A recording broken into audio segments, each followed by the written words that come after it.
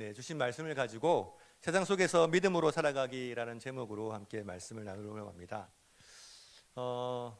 우리 여기 청년들이 많이 앉아 있는데 이제 세상 속에서 즉 우리가 살고 있는 이 땅에서 발을 딛고 살아가면서 그리스도인으로 살아간다는 것이 참 쉽지 않은 시대에 우리가 살고 있습니다. 어느 순간인가 이제 교회에 대한 믿지 않는 자들의 시선이 과거에는 우리 여기 앉아 있는 많은 우리 성도님들이 기억하시듯이 과거에는 교회 다닌다는 것만으로 사람들이 칭찬하고 인정해주는 시대가 있었습니다. 그래서 교회 도덕이나 교회 가치나 교회 문화가 세상보다 조금 더 거룩하고 또 바르고 공의롭게 여겨지던 그런 시대가 있었는데, 오늘 어느 순간 이 교회에 대한 세상 믿지 않는 사람들의 시선이 교회에 대한 부정적이고 또 굉장히 교회를 폄하하는 시선, 그래서 교회를 다닌다는 이유만으로도 차별과 또 이렇게 고난까지는 아니더라도 편견 어린 시선으로 우리를 바라보는 시대에 우리가 살아가고 있고, 더욱더 세상의 가치는 점점점, 세상의 문화와 도덕은 점점점 타락하고 있고, 그 가운데서 우리가 살아가는 시대 속에서 하나님의 가치를 지켜간다는 것이 점점 어려워지는 시대. 그래서 사실 저도 이제 나이가 50이 넘었는데, 저희가 어릴 때만 해도 교회에서의 가르치는 가치관과 세상에서 가르치는 가치관이 크게 틀리지 않았습니다. 교회가 조금 더 거룩하고 조금 더 바른 것들을 가르치긴 했지만, 세상도 흔히 말하는 혼전순결, 동성애 또는 이런 죄에 대한 문제에 대해서 세상도 교회랑 비슷한 가치관을 가지고 있었는데, 시간이 지나고 어느 날 보니까 이제는 세상은 가치관이 너무 타락해서 이 정의와 도덕의 수준을 말할 수 없는 시대, 이제 교회도 교회의 가치관을 그대로 가지고 세상에 나가서는 세상 사람들과 대화하고 또 그들과 어울릴 수 없는 그런 문화적 차이들이 점점 커지는 시대, 우리 청년들이 이제 세상에 나가서 믿는 사람으로서 살아가야 하는 시대를 맞이한 것이죠. 요즘 여러분 20대를 살아가는 청년들이 세상에 나가서 혼전순결 이런 거 얘기하면 세상 사람들이 무슨 그런 말도 안 되는 이야기를 하고 있냐, 어느 시대에 얘기하냐, 이런 시대가 되어버린 것이죠. 그 속에서 정직을 지키고 내 것이 아닌 다른 사람을 위해서 또 나누고 섬기는 삶을 얘기할 때 세상 사람들이 왜 그렇게 살아야 되느냐, 자기의 행복이 최고라고 말하는, 자기 행복이 최고의 가치라고 말하는 이 시대에 내 행복을 위해 살지 않고 다른 사람을 위해서 내가 섬기고 수고하는 삶을 살겠다고 말하면 바보 취급을 당하고 어리석은 사람처럼 보여지는 이 시대에 우리는 어떻게 과연 이 세상 속에서 믿음을 지키며 살아갈 수 있을까? 쉽지 않은 시대죠. 그런 시대에 우리가 이 믿음으로 살아간다고 말할 때 우리에게 좋은 믿음의 모델이 있는데, 저는 특별히 이 다니엘이라는 사람을 이 성경 속에서 찾고 소개하고 싶습니다. 다니엘이 살아가던 시대, 다니엘은 굉장히 격동기를 살았습니다. 다니엘이 살던 시대는 BC 한 600년 정도 전후라고 우리가 다니엘이 포로로 끌려갔다고 보는데, 정확히 BC 722년에 북이스라엘 나라가 아수르의 멸망을 당합니다. 그래서 원래 하나였던 나라 이스라엘 나라가 북이스라엘과 남유다로 나눠지고, 북이스라엘은 끊임없이 하나님을 떠난 우상과 그런 세속의 문화 속에 빠져 있다 결국 722년에 아수르의 멸망을 당하고, 남았던 남유다조차도 여전히 하나님의 말씀과 율법대로 살지는 못하고 세상에서 강대국들의 눈치를 보면서 타락하고 무너져가는 그런 위기 속에서 바벨론이라는 신흥 강국이 등장해서 이 아수르를 제압하고, 그리고 나아가서는 이 남유다까지도 공격하던 시대, 이 다니엘은 아마 학자들이 추측하길 BC 605년경인 1차 이 바벨론의 침공에 의해서 남유다가 위협을 받았을 때 포로로 끌려갔을 것이다라고 추측합니다. 그러니까 나라는 거의 위태하고 거의 나라가 망하고, 그리고 이제 포로로 끌려서 바벨론이라는 땅, 그 바벨론은 그 당시 고대 근동을 지배하던 가장 강력한 강대국이었고, 그 강대국은 우상 숭배와 온갖 세상의 타락한 문화들이 가득한 도시, 그곳에서 포로 생활하면서 살아가야 했던 다니엘. 근데 다니엘은 여러분이 아시다시피 세 번의 나라가 이 바벨론 제국이 바사 제국으로 바뀌고 페르시아 제국으로 바뀌는 이 세 번의 그 변화 속에서도 계속적으로 총리로서 영향력 있는 삶을 살고 그 총리로서의 영향 있는 삶을 살 뿐만 아니라 유대인으로서 하나님 나라 백성으로서의 정체성을 잃어버리지 않고 그 속에서 수많은 위협과 고난과 핍박 속에서도 믿음을 지키며 하나님의 백성으로서의 삶을 살아냈던 인물이었습니다. 우리가 어릴 때부터 잘 들어왔던 그 사자굴에 던졌던 다니엘, 풀무불에 던졌던 다니엘의 친구들 이야기 우리는 많이 들었잖아요. 그 과연 어떻게 다니엘은 그 혼란기와 그 어려운 시대에서도 세상 속에서 심지어는 자기의 믿음의 공동체가 사라진 유다라는 나라가 이스라엘 나라가 없어지고 나라를 잃어버린 포로의 신분으로서도 어떻게 그는 자신의 정체성을 지켜가면서 믿음을 지켜가며 그 땅에서 살아낼 수 있었을까? 그것을 오늘 우리를 말씀을 통해 살펴보고 저와 여러분이 이 땅에서 발을 딛고 살아가면서 이 세상 속에서 어떻게 살아가야 될지를 함께 생각해 보려고 합니다. 먼저 말씀을 보기 전에요, 영상 하나 잠깐 보도록 하겠습니다. 영상 한번 띄워주시겠어요?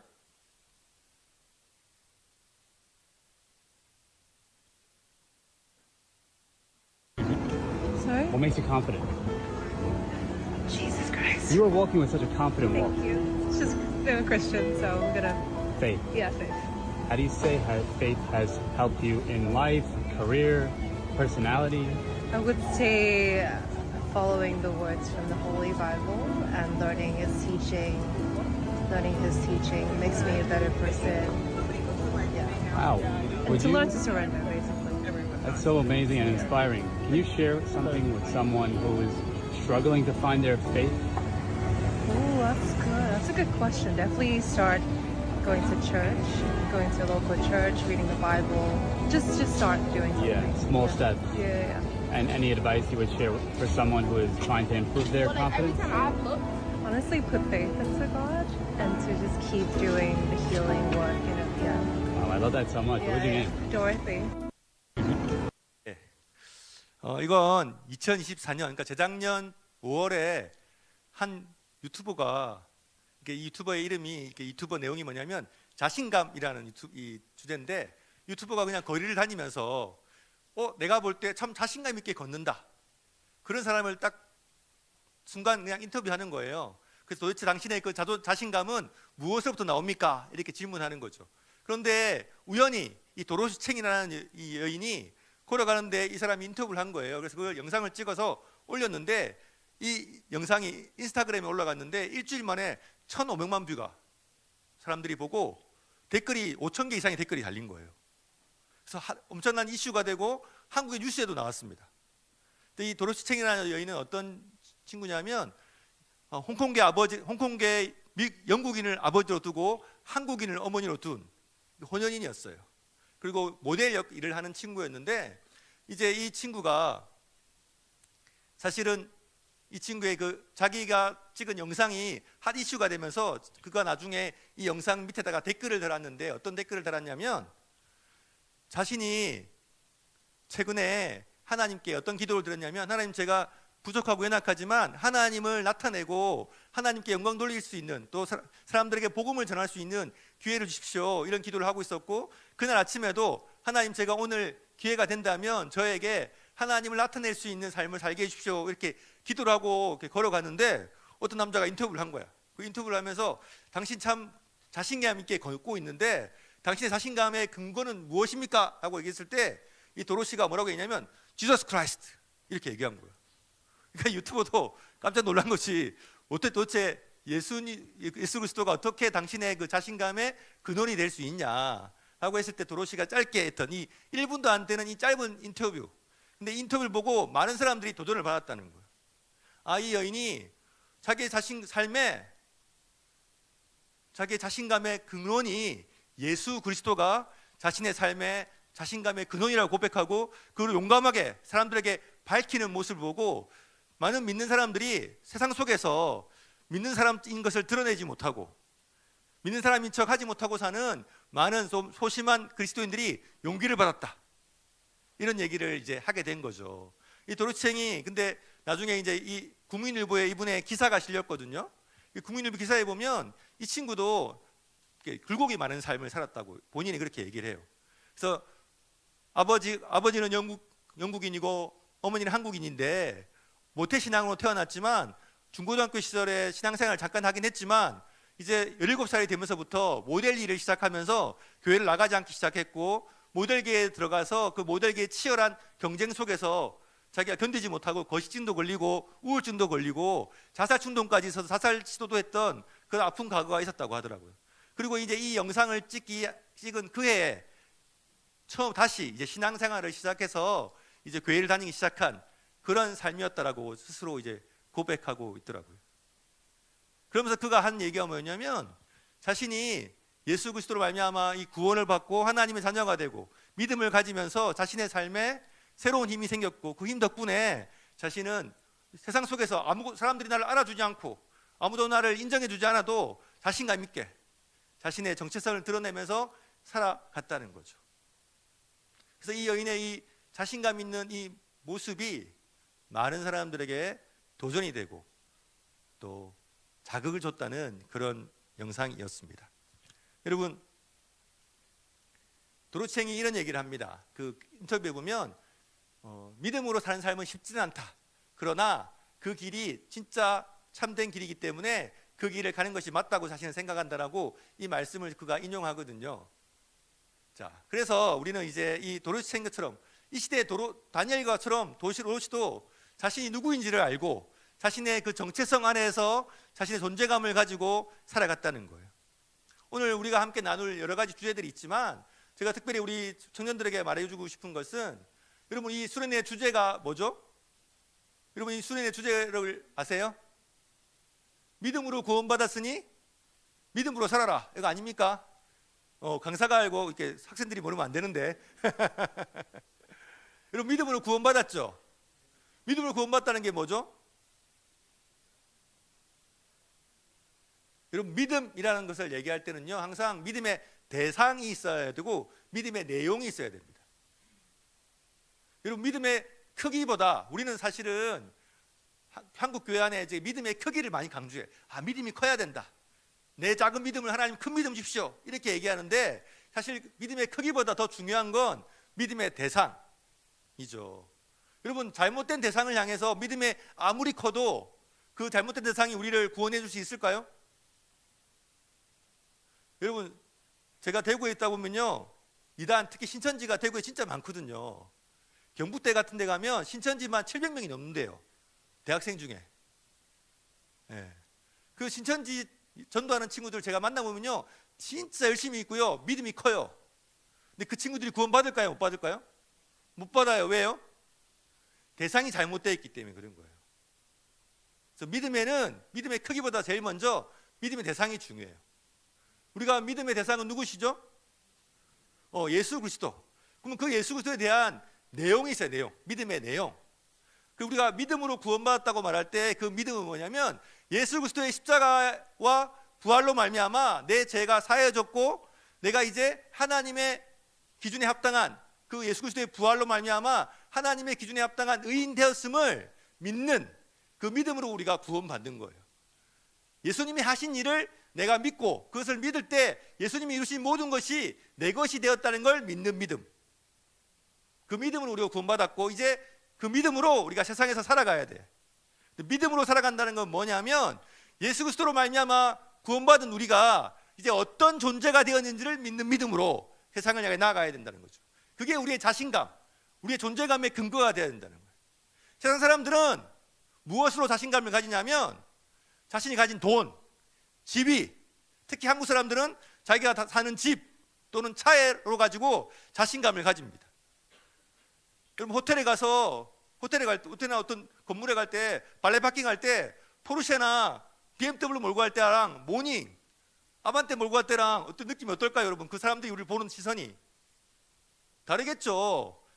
세상 사람들은 보여지는 외양, 지위, 명예, 돈, 이런 것으로 우리를 판단하지만 하나님은 우리를 그런 것으로 판단하지 않고 우리에게 하나님의 자녀라는 신분, 하나님의 의라는 그 의인된 자격, 이것을 우리를 판단한다는 거예요. 그러니까 우리가 그것을 믿는 믿음으로 세상을 향해 나아갈 때 우리의 자신감은 내가 가진 무엇, 내가 가진 외모, 내가 가진 어떤 신분, 직업, 이런 것이 아닌 하나님이 나에게 부여하신 나의 정체성, 이걸 내가 믿고 그렇게 나아갈 때 오늘 영상에서 봤던 도로시행처럼 당장 현실 속에 내 안에 아무것도 없어도 거리를 걷는데 막 이렇게 염려와 근심으로 살아가는 것이 아니라 당당하게 자신감 있게 살아갈 수 있는 것이죠. 그래서 오늘 우리가 바로 이 믿음으로 말미암아 우리에게 주어진 것들이 무엇인지를 살펴보려고 하는데요. 자, 먼저 다니엘을 통해서 한번 살펴보겠습니다. 자, 여러분 첫 번째 다니엘 이야기인데요. 다니엘이 어떻게 그 바벨론이라는 그 큰 나라, 그 이방 그 제국에서 믿음을 지키며 하나님의 백성으로 살 수 있었냐? 첫 번째는 뭐냐면 하나님의 통치라는 렌즈로 세상을 보고 있었다는 거예요. 다니엘은. 여러분 지금 이스라엘이라는 나라, 남유다 나라가 멸망당했어. 그리고 누가 이겼어요? 바벨론이라는 나라가 이겼어. 남유다 백성들이 볼 때는 남유다를 다스리던 그 당시 고대 근동에서는 전쟁은 단순히 나라끼리의 싸움이 아니라 신들의 싸움이야. 그들의 믿는 신이 저쪽 신보다 더 세면 이기고 우리 신이 저쪽 신보다 약하면 지는 거예요. 근데 남유다가 섬기는 신은 여호와고 바벨론은 무르둥이나 다른 우방 이상신들을 섬기고 있는데 바벨론하고 남유다가 싸웠어. 누가 이겼어요? 바벨론이 이겼죠. 그러니까 남유다 백성이 생각할 때는 누가 세상을 지배하는 신이야? 바벨론의 신이 세상을 지배하는 신처럼 보인다는 거죠. 그런데 다니엘은 어떻게 봤냐면요. 여러분 1장 1절 2절을 같이 읽어볼 거예요. 다시 시작.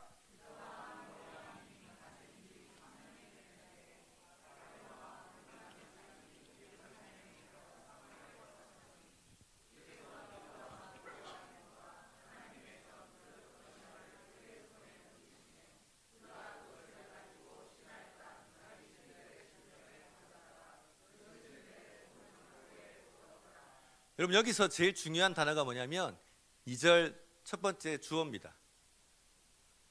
여러분 2절 첫 번째가 뭐라고 시작하죠?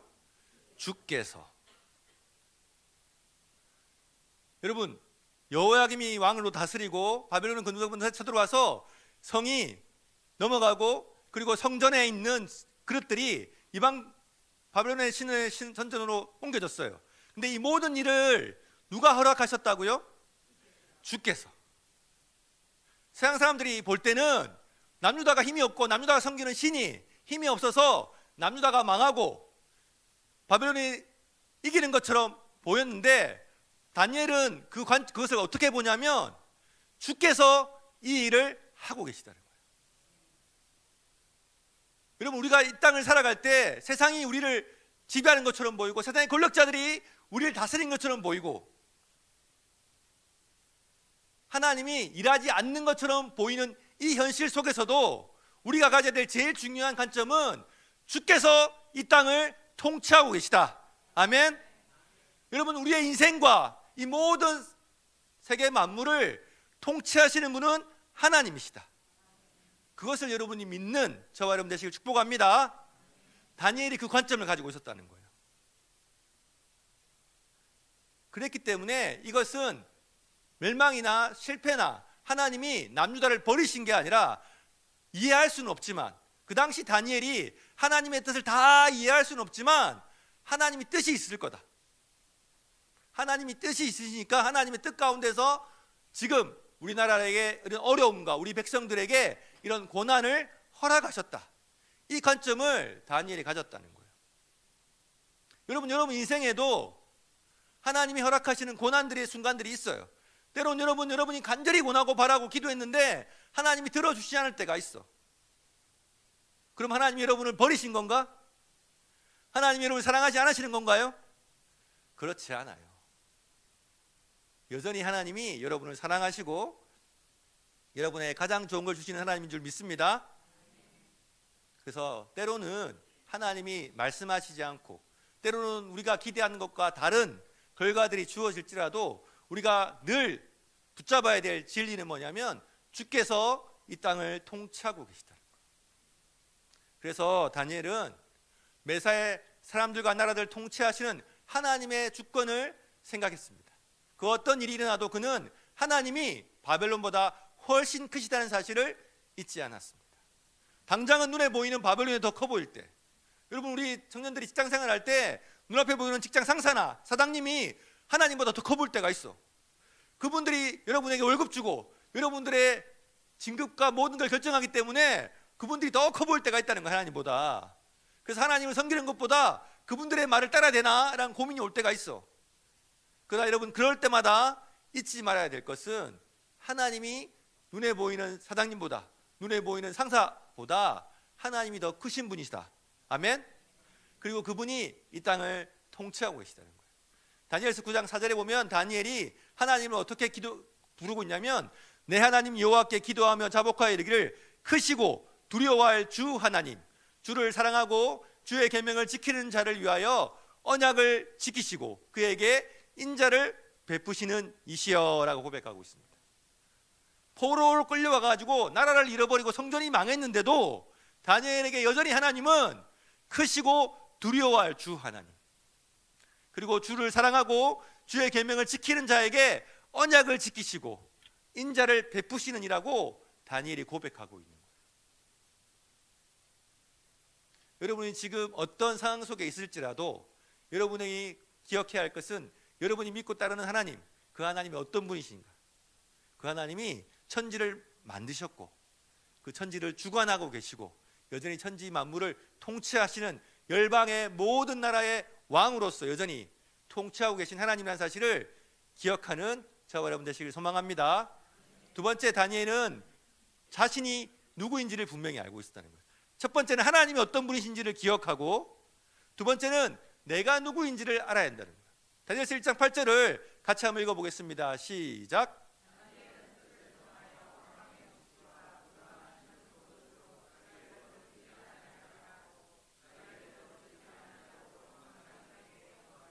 우리가 잘 알고 있는 다니엘이 뜻을 정해서, 이 이야기는 너무 잘 알잖아요, 여러분, 그죠?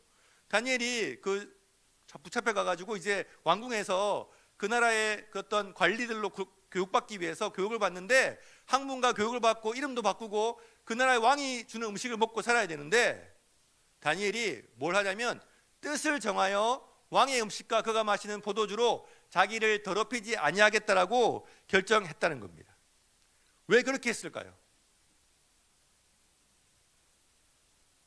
다니엘 안에는 자신이 하나님의 백성, 하나님 나라 백성이라는 정체성이 있었다는 거예요.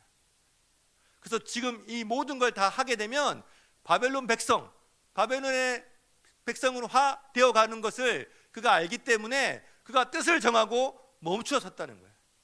거부했다는 거예요. 여러분, 우리가 이 땅에 발을 딛고 살아가지만 우리의 시민권은 이 땅에 있습니까? 하늘에 있습니까? 여러분, 우리가 대한민국 국민이죠. 여기 다 대한민국 국민이시잖아요. 그러나 또 하나의 신분이 우리에게 있죠. 뭐가 있죠? 하나님 나라 백성이라는 신분이 우리에게 있는 거예요. 근데 하나님이 우리에게 뭐라고 말씀하셨냐면, 우리가 세상에 발을 딛고 살아가지만 세상에 속하지 아니하였다라고 말씀하시는 거예요. 우리의 시민권은 어디에 있다? 하늘에 있다. 근데 우리가 지금 발을 딛고 사는 곳은 어디예요? 대한민국이잖아요. 그래서 대한민국에 살 때 우리가 때로는 받아들여야 될 것들이 있고, 근데 전부 다 받아들이면 돼요, 안 돼요? 안 되죠. 우리가 하나님 나라 백성으로서 받아들여서는 안 될 것들이 있는데, 그 선을 다니엘은 정했다는 거예요. 뜻을 정하고 모든 것을 다 거부하지는 않았어요. 이름 바꾸는 것도 허용했고 학문을 배우는 것도 배웠지만, 음식적인 부분에 있어서 다니엘이 이 부분이 자기가 알고 있는 율법, 학자들은 어떻게 이해하냐면, 사실은 다니엘이 살던 시대는 말씀이 희귀한 시대였습니다. 아까 우리가 읽었던 다니엘서 1장 1절에 보면 여호야김이 다스리던 시대, 이 여호야김이 얼마나 악한 왕이었는지, 그 시대는 하나님 말씀이 그렇게 잘 가르쳐지지 않던 남유다에서조차. 그래서 학자들은 아마 다니엘이 그렇게 말씀에 능통한 사람은 아니었을 것이다. 그런데 그가 어린 시절부터 배우면서 부모로부터 배운 신앙 중에 이 음식 규례, 하나님의 백성으로서 지켜야 될 음식 규례를 다니엘이 기억하고 있었고, 그것이 그를 그 이방 속에서 하나님의 백성으로의 정체성을 지켜주는 유일한 하나의 기준이 되었기 때문에 다니엘이 뜻을 정하고 그것을 거부했을 것이다. 이렇게 학자들이 추측하기도 합니다. 어쨌든 중요한 건 뜻을 정했다는 거예요. 내가 이 땅에 발을 딛고 살아가지만 이 땅에 완전한 동화될 수 없고 나는 누구다? 하나님 나라 백성이라는, 하나님의 백성이라는 이 정체성이 다니엘로 하여금 세상 속에서 구별되는 삶으로 살았다는 거죠. 여러분은 누구입니까? 사람들이 여러분에게 너는 누구냐라고 물어본다면 여러분 누구라고 말씀하실래요? 나의 정체성. 여러분, 우리에게 가장 중요한 것이 바로 정체성입니다. 내가 누구인지. 여러분, 우리가 그렇잖아요. 인간이 되어라, 인간이. 사람답게 살아라. 이 말은 내가 사람으로서의 정체성을 가질 때 사람답게 살아가는 거예요. 내가 사람이라는 정체성을 잃어버린 순간 사람이, 여러분, 동물화 되잖아. 우리가 사람 같지 않은 사람들도 있잖아요, 그죠? 네. 그런 것처럼 내가 누구인지를 아는 것 아주 중요합니다. 그래서 여러분은 누구일까요? 첫 번째, 여러분이 오늘 제가 3가지 여러분의 정체성을 알려줄 건데 이걸 여러분이 꼭 기억해야 돼요. 이 정체성이 여러분의 삶을 결정짓습니다. 여러분이 선택의 순간 어떤 선택이 주어질 때 뭘 결정해야 되냐라고 할 때 내가 누구이냐에 따라서 어떤 선택을 하느냐가 결정됩니다. 첫 번째, 여러분 누구라고요? 하나님의 자녀, 또 하나님 나라 백성입니다. 자, 요한복음 1장 12절 말씀인데 영접하는 자 곧 그 이름을 믿는 자들에게는 하나님의 자녀가 되는 뭘 주셨어요? 권세를 주셨어요. 여러분, 이게 권세로 다가오십니까? 하나님의 자녀가 되는 것이 성경은 뭐라고 말한다고요? 권세다, 권세. 여러분, 권세 맞아요?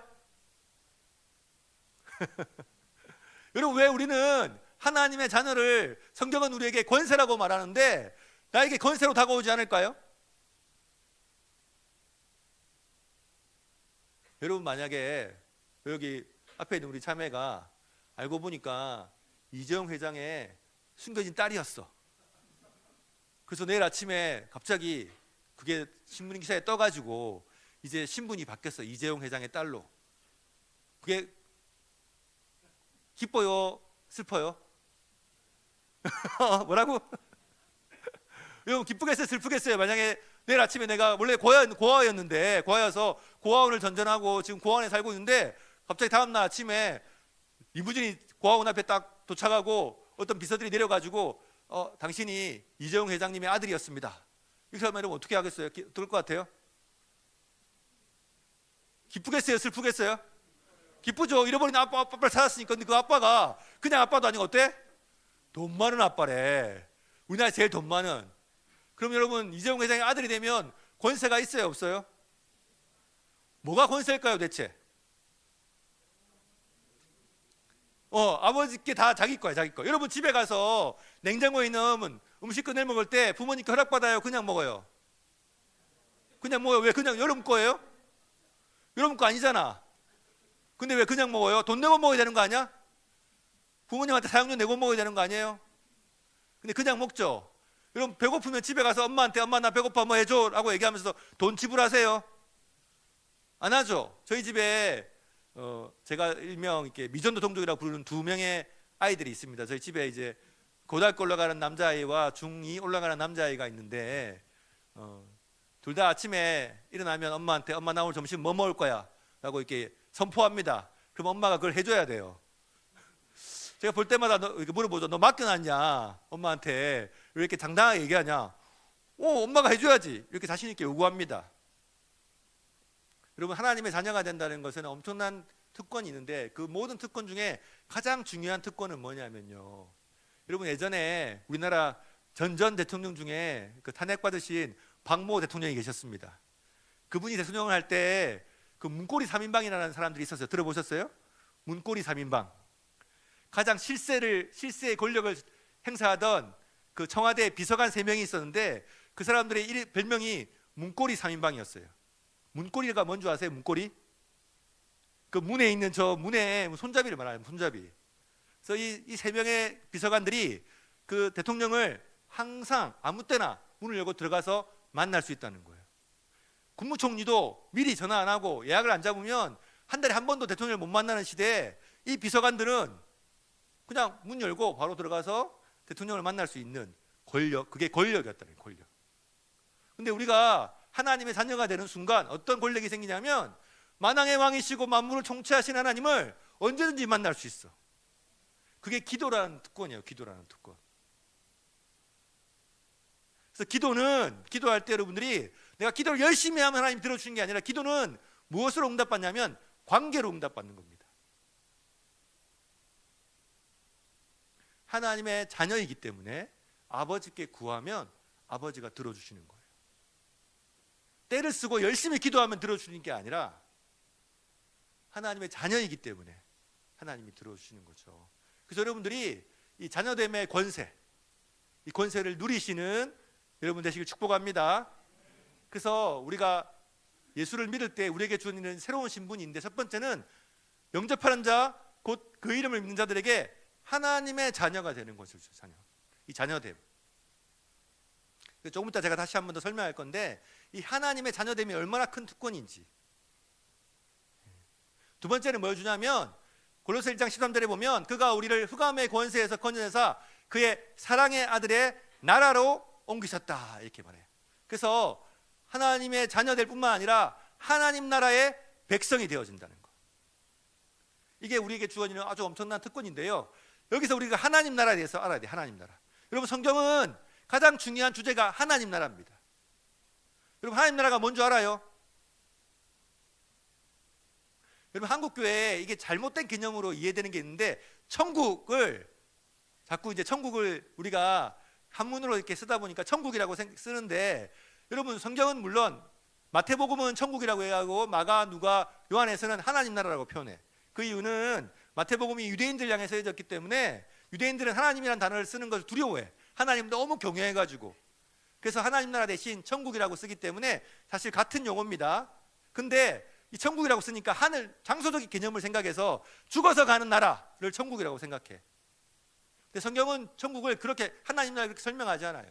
그래서 성경에서 말하는 하나님 나라의 개념이 주로 히브리어로 하면 말쿠트 또는 맘레카라는 뜻이고, 헬라어로 하면 바실레이아라고 말하는데, 제가 이걸 길게 설명하면 너무 오래 지겨우니까 딱 한마디로 말하면 하나님 나라, 딱 이렇게 하면 여러분이 뭘 떠올려야 되냐면 하나님의 통치. 뭐라고요? 하나님의 통치. 자, 내 삶에 하나님 나라가 임했다, 이 말은 뭐예요? 하나님의 통치를 받는다, 이 말이에요.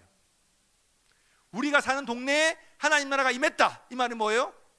우리 동네를 하나님이 통치하신다는 거예요. 그래서 하나님 나라 딱 생각하시면 하나님의 통치를 받는 삶이다.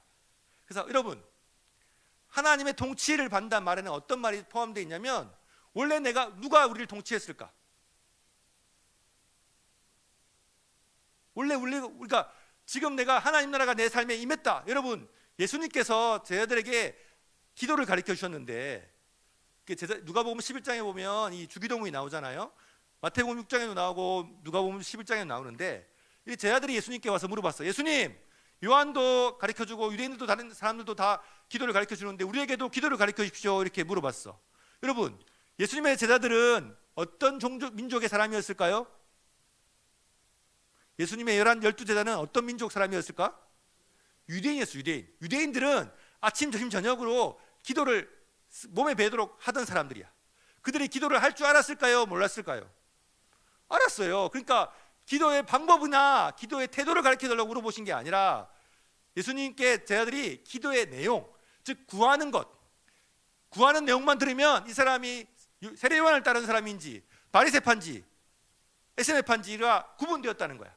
그래서 예수님을 따르는 사람들은 무엇을 구해야 되는지를 물었어. 그러니까 예수님이 뭐라고 대답하셨냐면, 이렇게 기도해라. 하늘에 계신 우리 아버지여, 이름이 거룩히 여김을 받으시오며 나라가 임하시오며 뜻이 하늘에서 이루어진 것처럼 땅에서도 이루어지다. 이게 앞에 구해야 돼. 마태복음 6장 33절에 말하는 너희는 먼저 그의 나라와 그의 의를 구하라, 이 말씀을 예수님이 주기도문으로 풀어 설명하시는 거예요. 그래서 우리가 구해야 될 것이 하나님의 나라, 하나님의 뜻, 이거거든요. 근데 하나님의 나라를 구한다는 건 뭐라고요? 하나님의 통치. 하나님의 통치가 임하려면 먼저 뭐가 있어야 돼요? 내가 내 통치를 포기해야 돼. 여러분, 우리가 대한민국 국민들이 더 이상 대한민국이 되고 싶지 않다, 우리는 미국의 통치를 받고 싶다, 이러면 어떻게 해야 돼? 대한민국의 통치자들이 없어지고 대한민국의 그 권력을 비워야 미국의 통치가 미국이 우리를 통치할 수 있는 거잖아요. 마찬가지라는 거예요. 하나님의 통치가 내 삶에 임하려면 먼저 뭐가 이루어져야 돼? 내가 내 삶을 통치하던 삶을 포기하고 하나님이 내 삶을 통치하실 수 있도록 그 왕자를 내어드려야 하나님의 통치가 내 삶에 임할 수 있다는 거야. 그러니까 여러분이 하나님 나라가 임하여 주십시오, 우리 교회에 하나님 나라가 임하게 하여 주십시오 이렇게 기도하는 건 누군가가 내 자신을 통치하거나 또는 사단이 또는 마귀가 또는 내 물질, 내 욕망이 나를 통치하던 삶에서 그것이 제하여지고 하나님이 내 삶을 통치해 주십시오라고 기도하는 것, 이게 하나님 나라라는 개념이에요. 그러니까 이곳이 하나님 나라, 장소적으로 하나님의 나라라는 개념이 되려면 먼저 하나님의 통치가 임하면 이곳이 뭐가 되는 거예요? 장소적인 개념으로도 하나님의 나라가 되는 거예요. 그러니까 우리는 자꾸 장소적 개념의 하나님 나라만 생각하는데 성경은 먼저 이 통치라는 개념을 강조해요. 통치가 임해야 장소적, 지역적 개념의 하나님 나라도 임할 수 있다. 자, 그래서 이건 길게 설명 안 하겠습니다. 제가 넘어가고요. 자, 그래서 우리는 예수님이 전하셨던 게 뭐였냐면 바로 하나님 나라였습니다. 누가복음 4장 43절에 보면 예수께서 이르시되 내가 다른 동네에서도 하나님의 나라 복음을 전하여야 하리니 이는 이 일을 위해 보내심을 받았노라 하시고, 이렇게 돼 있어. 그냥 예수님이 오셔서 내가 복음 전하러 왔다 이렇게 말하지 않고 뭔 복음? 하나님의 나라 복음을 전하기 위해 왔다 이렇게 말씀하세요. 그리고 누가복음 8장 1절에 보면 그 후에 예수께서 각 성과 두루 다니시며 하나님의 나라를 선포하시며 그 복음을 전하실세 이렇게 되어 있습니다.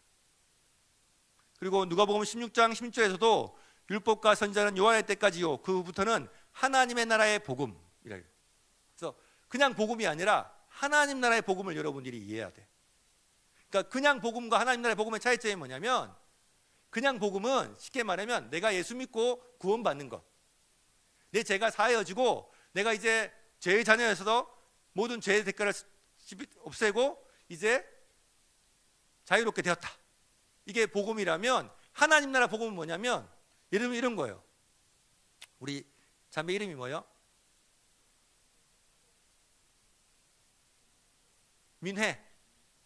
민쿠애가 물에 빠졌어. 근데 알고 보니까 민쿠애가 지금 물에 빠져 죽어가고 있는데, 부모를 잃어버려가지고 방황하다가 물에 빠져 죽었어. 물에 빠지고 있는데 지나가는 친구가 건져줬어. 그래서 이제 살아난 거야. 자, 이러면 이 민쿠애는 이제 행복한 삶을 살까? 아니야 행복하지 않아. 왜? 처음에 왜 행복하지 않았지? 부모를 잃어버리고 방황하다가 물에 빠진 거야. 그래서 이제 물에서 건져줬어. 뭐 어디까지 가야 진짜 행복을 누리지? 부모를 찾아줘야 진짜 행복이 누려지는 거야. 이해가 돼요? 마찬가지에 우리가 죄의 종으로 살았어. 그래서 죄의 문제가 해결되어졌어. 그러면 이제 우리는 행복한 삶을 살까요? 거기까지 살면 다시 우리는 또 어디로 돌아가요? 죄로 돌아가. 그래서 이게 어디까지 가야 되냐면 하나님 나라 백성, 하나님의 통치를 받는 삶까지 가야 진정한 행복, 진정한 회복을 누리는데, 우리는 자꾸 여기 와서 멈췄다가 다시 죄로 갔다가 빠져나왔다가 여기 왔다 갔다 하는 거야. 그래서 성경에서 말하는 하나님 나라 복음은 뭐냐면 우리가 여기서 이렇게 된 것뿐만 아니라 여기까지 왔다는 거예요. 여기까지. 이걸 성경은 말해주고 예수님이 이걸 우리에게 주시려고 오셨는데, 우리는 여기까지 안 가고 자꾸 여기서 내 죄의 문제와 싸우고 있는 거지. 자, 그래서 하나님 나라 복음은 뭐냐면 하나님이 우리를 구원하시기 위해 이 땅에 오심으로 뭐가 다시 시작됐다? 하나님의 통치가 다시 시작됐다는 거야. 여러분, 성경은 하나님 나라를 얘기해. 최초의 하나님 나라 원형이 뭘까요? 에덴 동산에서 아담과 하와가 하나님의 통치를 받으며 행복한 삶을 살았어. 그런데 뱀이 와서 꼬시는 거지. 여러분, 제가 이제 캠퍼스에서 청년들을 가르치다 보면 안 믿는 친구들하고 이렇게 성경 공부를 하면 안 믿는 친구들 그런 질문을 많이 해. 아니, 과일 하나 따먹은 게 뭐 큰 죄라고? 그 선악과 따먹었다고 죽이는 거 너무 과하지 않냐? 하나님이 선악과를 안 만드시면 됐지. 왜 선악과를 만드셔가지고 인간을 범죄하게 만들어서 우리 모두를 고생시키냐? 하나님 책임 아니냐? 이런 얘기를 해요. 그럼 제가 이제 이렇게 설명해 주는 거죠. 여러분, 선악과는 단순한 과일 하나가 아닙니다.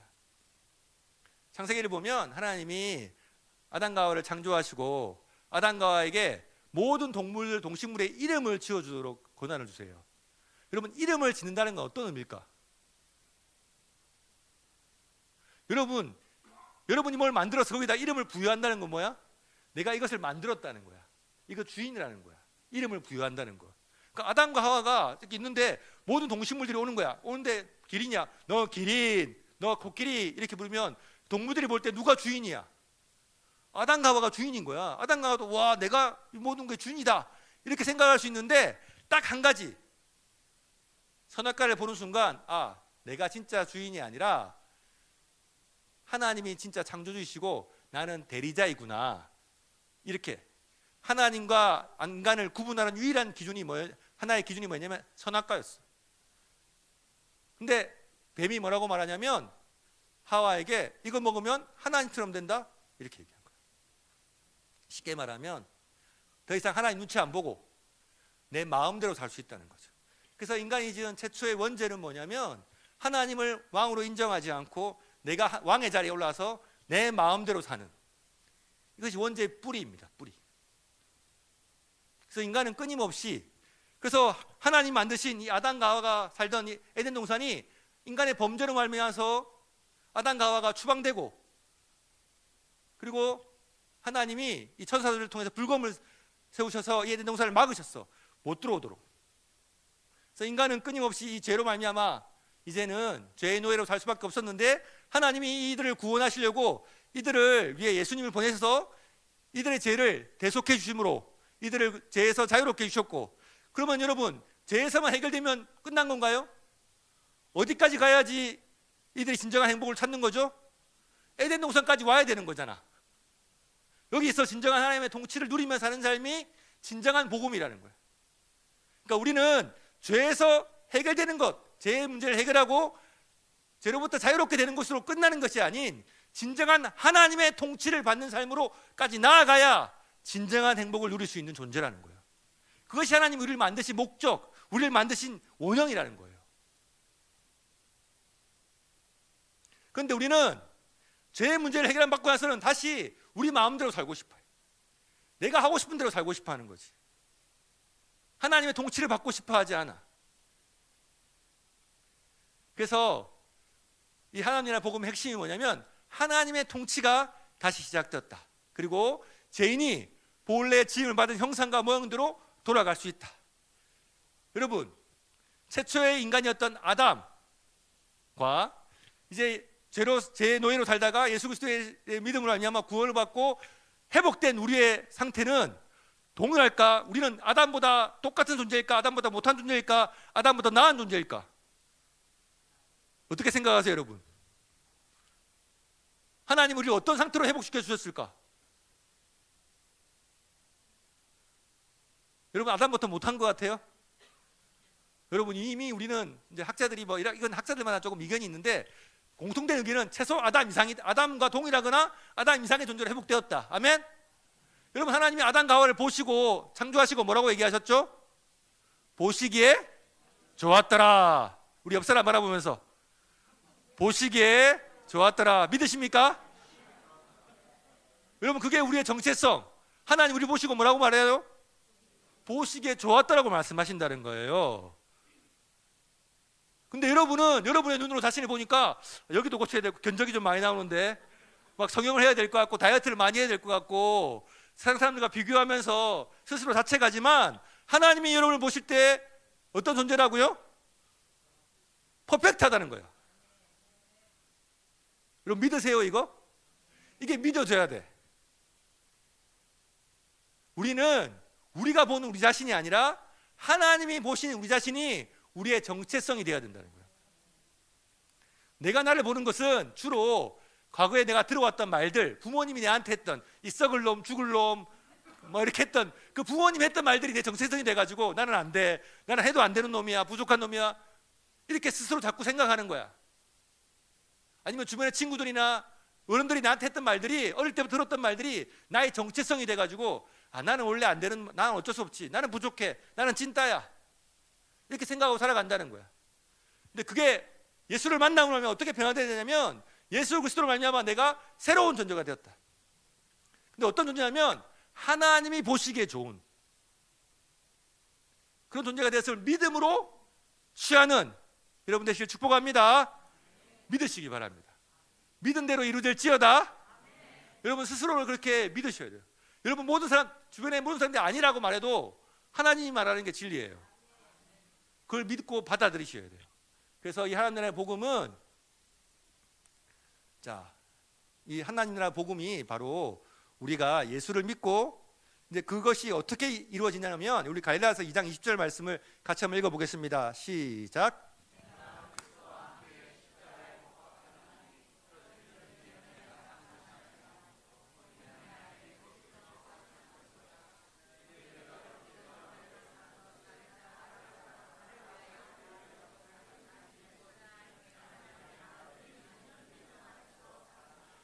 아멘. 여러분 하나님 나라 복음의 핵심은 내가 그리스도를 위해 사는 것이 아니라 그리스도가 나를 통해 사시는 삶. 아멘. 이게 갈라디아서 2장 20절의 말씀이에요. 주인이 바뀌는 것. 내가 주를 위해 섬기는 것이 아니라 그리스도가 나를 통해서 일하시고 사시는 삶. 이게 그리스도인의 삶의 핵심이에요.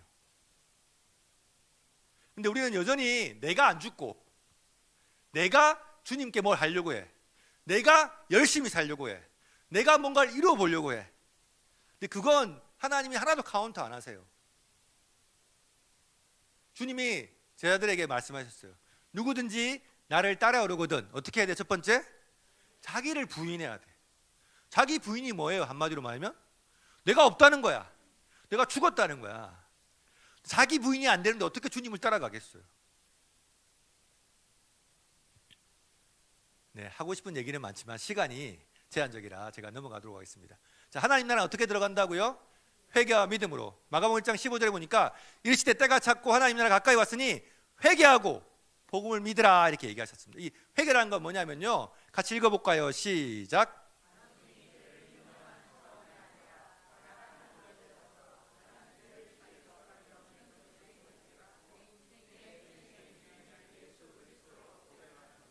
여러분 단순히 죄를 인정하는 차원의 회개가 아니라 어디까지 나가야 되냐면 내 인생의 주인을 예수 그리스도로 고백하는 거예요. 여러분 성경은 우리를 세 가지 형태의 인간으로 이렇게 성경의 존재론적으로 설명할 때 첫 번째, 예수 믿기 전의 인간을 뭐라고 설명하냐면 죄를 지을 수밖에 없는 존재라고 얘기해요. 그 말은 뭐냐면 태어날 때부터 죄인으로 태어난다는 거예요. 그 죄의 형태가, 여러분 제가 결혼해서 아이를 낳아 보니까 인간은 성선설이 아니라 성악설이다, 이게 체험되더라고. 우리 어른들신들은 아마 제 말을 이해하실 텐데요. 여러분 어린 아기들은 우리가 천사처럼 보이지만 천사가 아니에요. 실상은 악마예요, 악마. 그들이 하는 행동을 보면 철저히 이기적이고, 여러분 어린아이들이 부모를 배려하는 걸 보셨어요? 그냥 싸고 싶을 때 싸고 울고 싶을 때 울어요. 그 어린아이들이 크면서요, 제가 저희 아이들을 키우면서 저희 아이들이 말을 시작하면서 말을 하기 시작하고 제일 먼저 하는 말 중에 하나가 뭔지 아세요? 내가 할 거야. 내가 할 거야. 이렇게 부모의 도움을 거부해. 자기는 하지도 못할 놈이 지가 해보겠다고 내가 할 거라고 막 얘기해. 여러분 우리는 태어날 때부터 죄를 가지고 태어났어. 그래서 선을 행하고 싶지만 선을 행할 능력이 없는 존재가 인간이에요. 근데 그런 인간이 예수 그리스도를 믿음으로 알면 어떤 존재로 바뀌냐면 죄를 지을 수도 있고 안 지을 수도 있는 존재가 바뀌는 거죠. 그런 우리가 나중에 완전한 하나님 나라에 들어가게 되면 어떻게 되냐면 죄를 지을래야 지을 수 없는 존재가 됩니다. 어쨌든 우리는 이 회개라는 건 뭐냐면 죄를 지을 수밖에 없는 존재였음을 인정하고 이제 내 인생의 주인을 예수 그리스도로 고백하는 것. 두 번째는 믿어야 되는데요. 무엇을 믿어야 되냐면 자, 여러분 5장 20절 같이 읽어보겠습니다. 시작.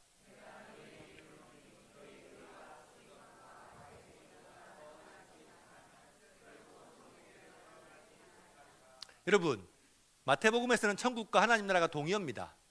그러니까 천국에 하나님 나라에 들어가려면 어떻게 해야 돼요? 바리새인과 서기관들보다 더 나은 뭐가 있어야 돼요? 의가 있어야 돼요. 의. 여러분 자, 이제 제가 늘 우리 학생들한테 설교할 때마다 던지는 질문인데요. 여러분, 죄인입니까? 의인입니까? 여러분, 죄인이에요? 의인이에요? 자, 나는 죄인이다. 아무 소리 안 들으시? 나는 의인이다. 여기는 사람이 없다. 중간은 없어. 죄인 아니면 의인이야. 자, 다시 물어볼게. 나는 죄인이다. 좋아. 다음에 나는 의인이다. 의인도 계시네요. 자, 여러분 천국에 하나님 나라에는 죄인이 들어갈까요? 의인이 들어갈까요? 의인이 들어가요. 우리 죄인이라고 고백하신 우리 성도님들, 학생들, 청년들, 오늘 집에 가다가 교통사고를 당했어. 죽었어. 천국 갈까 못 갈까?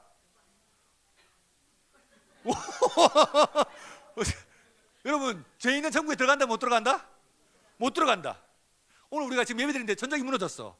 다 죽었어. 우린 천국 갈까 지옥 갈까?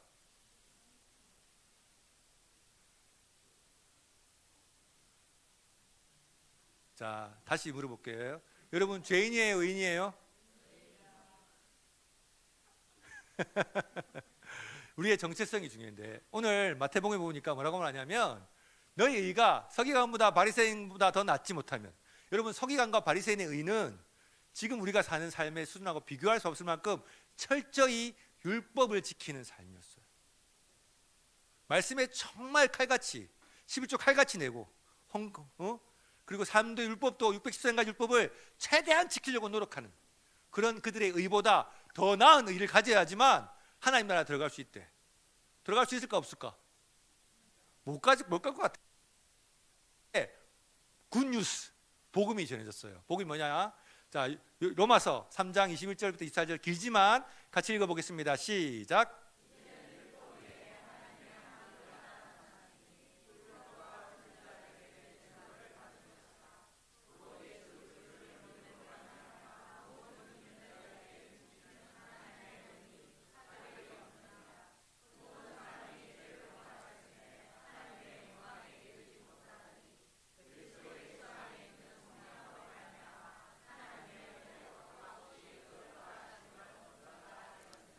아멘. 여러분, 율법을 지킴으로 바리새인과 서기관들은 의를 이루려고 했는데 그 율법을 완전히 지킬 수 있는 사람이 아무도 없다는 거예요. 왜냐하면 율법을 지킨다는 건 뭐냐면 613가지 율법을, 그 모든 율법을 항상 지켜야 돼. 근데 내가 만약에 1년 365일 중에 364일 23시간 59분 잘 지켰어. 근데 마지막 1분 때 613가지 율법 중에 한 가지를 실수로 어겼어. 그럼 나는 뭐가 된 거예요? 죄인이 돼버린 거예요. 그래서 율법을 항상 모든 율법을 지킬 수 있는 사람이 없는 거예요. 그래서 아무도 의인이 없는 그 시대에 예수님이 뭐라고 말씀하셨냐면 율법 외에, 율법을 지키는 방법 말고 또 다른 하나님의 의를 받을 수 있는 기회가 주어졌는데, 그것이 뭐냐면 예수 그리스도를 믿음으로 말미암아 모든 믿는 자에게 미치는 하나님의 의, 이 의가 주어진다는 거예요. 그게 바로 예수 그리스도께서 이루신 의인데, 우리가 예수님을 믿을 때, 우리가 예수님 믿을 때 어떤 일이 나냐면 우리가 어려운 말로 죄의 정가, 의의 정가라는 말을 써. 여러분, 제가 죄인이에요. 하나님 나라에 들어가고 싶어. 그럼 첫 번째 뭘 해결해야 될까? 죄의 문제를 해결해야 돼. 그럼 죄만 해결하면 하나님 나라 들어갈 수 있을까? 아니요. 하나님 나라 들어가면 뭐가 있어야 돼? 하나님의 기준에 합당한 의가 있어야 들어갈 수 있어. 죄만 해결됐다고 들어갈 수 있는 게 아니라 의도 있어야 되는 거라. 그래서 예수님이 어떻게 하셨냐면, 예수님이 십자가에 달려 죽으실 때 우리의 모든 죄를 가지고 가셔서 대신 죽으셨어요. 그분의 속량, 우리를 위한 십자가의 죽으심으로 우리의 죄가 해결되었어. 그런데 우리는 이제 뭐가 없어? 의가 없는 거야. 그 의를 어떻게 이루냐면 예수님 십자가에 달려 죽으시고 부활하심으로. 여러분, 예수님의 부활이 왜 중요하냐면 그분의 부활은 그분이 의인심을 증명하는 거야. 그분이 그냥 죽으시고 안 살아나셨으면 죄인이었기 때문에 죽은 거야. 여러분, 죽음은 죄 때문에 들어온 거예요. 죽음이, 죄가 있기 전에는 죽음이 없었어. 죄의 삭은 뭐예요? 사망인 거예요. 그러니까 주님이 십자가에 달려 죽으시고 그냥 안 살아나셨으면 그분은 그냥 죄 때문에 죽은 거야. 근데 그분이 죽음에서 부활하심으로 그분이 죄 없으심을 증명하신 거야. 온전한 의를 이루신 하나님이신 걸 증명하신 거지. 그래서 우리가 예수를 믿을 때 우리의 죄를 주님이 가져가시고 그분이 이루신 의를 우리에게 주시는 거야. 그래서 우리는 뭐가 된 거예요? 이제 의인 된 거야. 그래서 우리를 뭐라고 부르냐면 죄 짓는 의인. 죄를 지었어요, 안 지었어요? 오늘 지었어요. 여러분이 지은 죄들을 다 회개했을까? 회개하지 못한 죄가 더 많을까? 회개하지 못한 죄 훨씬 더 많아. 근데도 여러분 의인이라고 확신할 수 있는 근거가 뭐라고요? 회개에 우리의 의의 근거가 있는 게 아니라 예수를 믿음으로 말미암아 주어지는 의이기 때문에. 여러분 그렇잖아. 우리가 오늘 집에 가다가 내가 오늘 예배 마치고 청년들끼리 싸워가지고 때리고, 근데 이 죄를 회개 못했어. 용서도 못 구하고. 근데 집에 가다 차에 치여서 죽었어. 나 천국 갈까 못 갈까? 천국 가는 거야. 왜? 회개하지 못한 죄가 있는데도 갈 수 있어요, 없어요? 있어요. 왜요? 우리의 의의 기준은 우리의 행위나 우리의 회개에 달려 있는 것이 아니라 예수 그리스도의 의, 그 의를 믿음으로 우리에게 주어진 의이기 때문에 우리의 회개와 우리의 행위가 상관없다는 거야. 그래서 우리는 지금 뭐다? 의인이다. 오늘 집에 가다가 죽어도 우리는 어떨까요? 천국 가는 거죠. 하나님 나라 가는 거죠. 아멘? 그래서 이게 우리에게 중요한 우리의 신분의 변화. 자, 그래서 우리는 하나님 나라 백성으로서의 새로운 정체성을 가져야 되는데, 첫 번째는 뭐다? 새로운 비전을. 자, 우리 말씀을 같이 읽어볼까요? 고린도후서 5장 17절 읽겠습니다. 시작.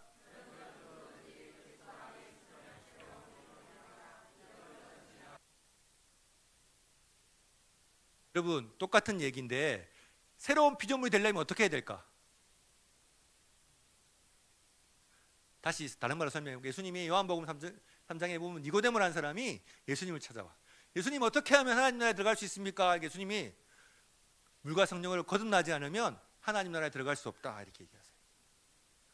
그래서 그걸 어려운 말로 영어로는 born again, 다시 태어난다. 여러분 다시 태어나려면 어떻게 해야 돼? 첫 번째 죽어야 돼. 죽지 않고 다시 태어날 수 있어, 없어? 없어. 새로운 피조물 되려면 어떻게 해야 돼? 이전에 나는 죽어야 돼. 근데 우리는 이전에 나를 안 죽은 상태에서 새로운 피조물이라고 얘기하는 거야. 그러니까 어떻게 돼요? 이전이 기존의 나도 있고 새로운 피조물이 나가 있으니까 둘이 막 싸우는 거야. 그래서 우리가 해야 될 일은 뭐냐면 새로운 피조물 된 나로 이전의 나를 죽이는 거야. 이 삶이 우리의 정체성이 돼야 돼. 과거의 나는 아까 얘기했잖아요. 내가 어릴 때부터 살아오면서 가졌던 경험, 말들, 교육 받은 것들, 이런 세상의 문화들이 나의 과거의 정체성을 형성하고 있어. 나는 원래 이런 사람이야. 나는 원래 이것도 못했어. 나는 못난이야, 찐따야. 나는 할 수 있는 게 없어. 그런 정체성이 나를 붙잡고 있는데 예수님을 믿음으로 알면 이제 내가 뭐가 됐어요? 새로운 피조물 되었다는 건 이전에 나는 어떻게 됐어? 죽었어. 근데 지금 내가 새로운 피조물 돼가지고 교회 와가지고 누가 날 딱 건드리면 과거에 내가 딱 살아나가지고 나 이렇게 나오는 거야. 그럼 어느 게 진짜야? 지금 새로운 피조물 된 내가 진짜지, 과거에 나는 가짜인데 죽었는데 살아있는 것처럼 행동한다는 거야. 그때 우리가 뭐라 해야 돼? 너 죽어 임마. 너 죽었어 임마. 그 감정에 반응하면 안 되는데 우리가 자꾸 그 과거의 감정에 반응하고 그게 묶이는 거라. 그래서 우리가 기억해야 할 게 뭐냐면 나는 어떤 존재가 되었다? 새로운 피조물 돼. 새로운 피조물. 그래서 사도 바울이 뭐라고 말하냐면 나는 날마다 죽노라 이렇게 얘기해. 그 말은 뭐냐면 예수를 믿고 새로운 존재가 됐는데 과거에 내가 자꾸, 옛날에 오락실에 가면 두더지 잡기라는 게 있었어요. 우리 젊은 친구들은 모를 수 있는데 알면 아는 척하면 안 돼. 나이 든 거야. 그 두더지 잡기가 뭐냐면 두더지가 올라오면 때리면 들어가. 근데 또 올라와. 올라오면 어떻게 돼? 또 때려야 돼. 마치 우리의 존재가 그렇다는 거예요. 우리 안에 여전히 과거에 예수 믿기 전에 또는 예수 안에 있으면서도 내가 새로운 피조물 되기 전에 가졌던 경험과 감정과 생각들과 들었던 말들이 자꾸 나를 울고매고 나를 이렇게 붙잡으려고 할 때 여러분 그것으로부터 끊어내셔야 되는 거예요. 그 말에 영향을 받지 않고. 여러분 살아있는 죽었는지는 옆구리 찔러보면 살아있는 사람 어떻게 해요? 반응하고 죽은 사람은 어떻게 해요? 반응 안 해요. 여러분 지금 사단이 여러분을 찌르는데 옛날에 과거를 가지고 반응하면 돼 안 돼? 안 되는데 왜 자꾸 반응을 하세요? 그 감정, 그 생각, 그 말들에 내가 욱한다는 건 내가 이전에 살아있다는 거예요. 과거에 나가. 여러분 그래서 여러분이 이미 새로운 피조물 되었어.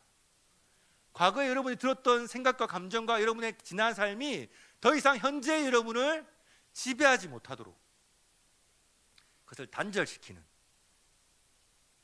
예수 그리스도 안에서 이미 죽었다라고 선포하시고 더 이상 그것이 나에게 영향을 끼치지 못하도록 날마다 내가 그리스도 안에서 어떤 존재가 되었는지, 여러분 그냥 새로운 피조물이 아니라 아까 얘기했죠. 아담에게 하와에게 하나님이 하셨던 말씀, 보시기에 좋았더라.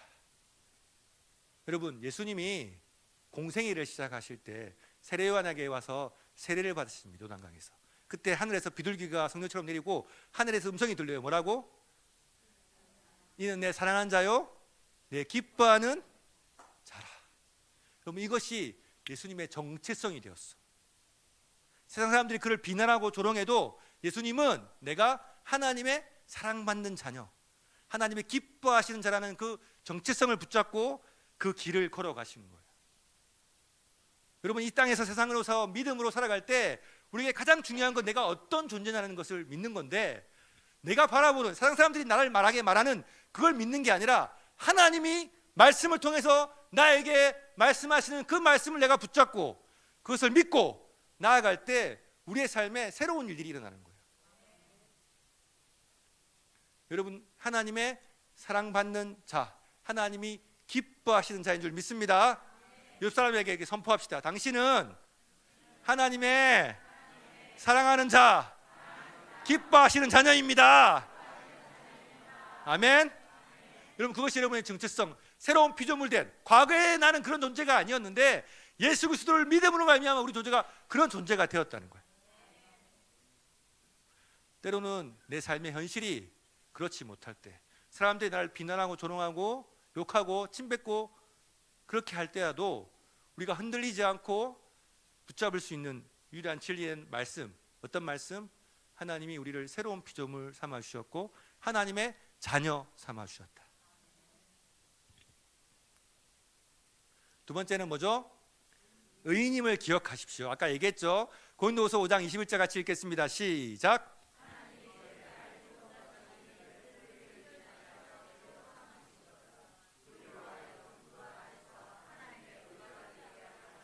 여러분 우리가 예수 그리스도 안에 있을 때 우리는 어떤 존재라고요? 하나님의 의입니다. 중요한 건 in Christ, 그리스도 안에 있을 때 우리가 하나님의 의가 되는 거예요. 그래서 이게 여러분 시간이 많이 지나서 제가 더 길게 설명하려고 하기는 좀 어렵고 시간 조금 요약해 설명해 드리면, 하나님 나라가 여러분 삶에 임하기를 원하시죠? 여러분 우리나라의 대한민국 땅에는 어떤 법이 대한민국을 지배할까요? 대한민국 법이 대한민국을 지배하죠. 그런데 대한민국 땅 서울에 가면요, 가문의 앞에 대한민국 땅인데 대한민국 법이 지배 못하는 땅이 있어. 어딘지 아세요? 미국 대사관이에요. 미국 대사관 땅은 어디예요? 한국인데 어느 법이 지배해요? 미국이 지배해요. 여러분 법이 지배하려면 그 통치가 먼저 그곳에 임해야 돼. 그러니까 지금 그 땅은 누가 통치한다는 거예요? 미국 사람들이 통치한다는 거예요. 미국 사람들이 통치하는, 미국의 법이 통치하는 그곳에는 미국의 법대로 이루어지는 거예요. 여러분 내 삶에 하나님 나라가 임하려면 먼저 뭐가 임해야 될까요? 하나님의 통치가 임해야지만, 하나님 나라가 임하고 하나님 나라가 임하면 내 삶의 모든 역사들이 하나님의 나라의 원리대로 이루어져요. 그 원리는 뭐냐면 뿌리면 기본 추수가 얼마라? 30배, 60배, 100배야. 왜 내 삶에 하나님의 역사가 일어나지 않나? 라고 얘기한다면 먼저 뭐가 이루어져야 된다고? 하나님의 나라가 이루어져야 하나님의 개입하심이 있고 하나님의 역사가 일어나는 거야. 하나님 나라가 임하지 않으면 하나님의 뜻이 그곳에 이루어질 수 있다 없다? 없다. 그래서 예수님이 뭐라고 가르치냐면 나라가 임하옵시오고 그 다음에 뭐가 이루어져요? 뜻이, 그곳에 하나님의 뜻이 이루어지는 거야. 그래서 내가 내 삶에 왜 주변에 많은 사람들은 간증도 하고 기적도 일어나고 이적도 행하는데 왜 내 삶에는 그런 일이 없나? 라고 하나님께 원망하기 이전에 내 삶에 하나님의 나라가 임하고 있는지, 나는 지금 하나님의 통치를 받고 있는지를 먼저 생각하셔야 된다는 거예요. 여러분의 삶에 하나님의 통치가 임하고 하나님 나라가 임하면 그 다음에 여러분의 삶의 역사는 하나님이 개입하신다는 거예요. 하나님은 하나님의 나라에서 일하세요. 그게 하나님이 만들어 놓은 법칙인 거예요.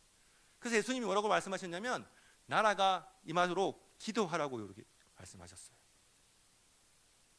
그래서 우리가 날마다 하나님 나라 안에 있는지를 살펴봐야 되는 거지.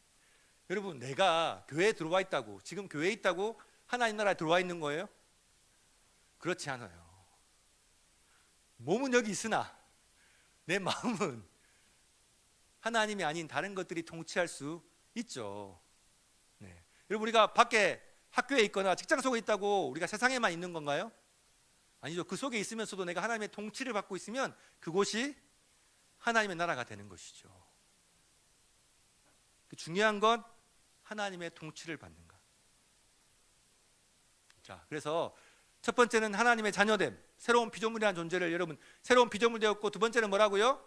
의인 되었고, 세 번째는 하나님보다 자녀가 되었다. 이건 제가 아까 설명했어요. 자, 그래서 여러분들이 이 땅에서 믿음으로 그리스도인으로 삶을 살아갈 때 우리가 가질 세 가지 정체성. 첫 번째, 어떤 존재가 되었다? 새로운 피조물이 되었다.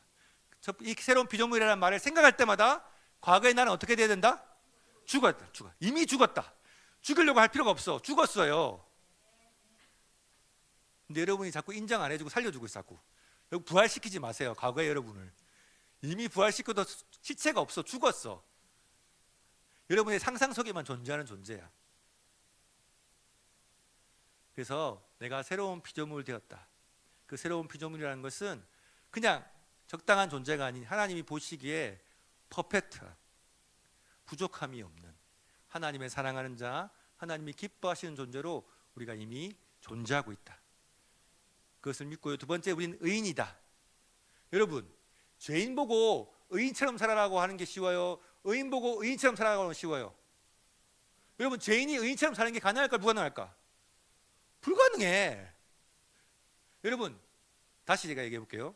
여러분, 죄인은 죄를 짓고 회개할까요? 의인이 죄를 짓고 회개할까요? 여러분, 죄인은 죄를 짓면 이상할까요? 당연할까요? 당연하죠. 여러분은 죄를 짓고 죄책감을 느껴요? 당연하게 느껴져요?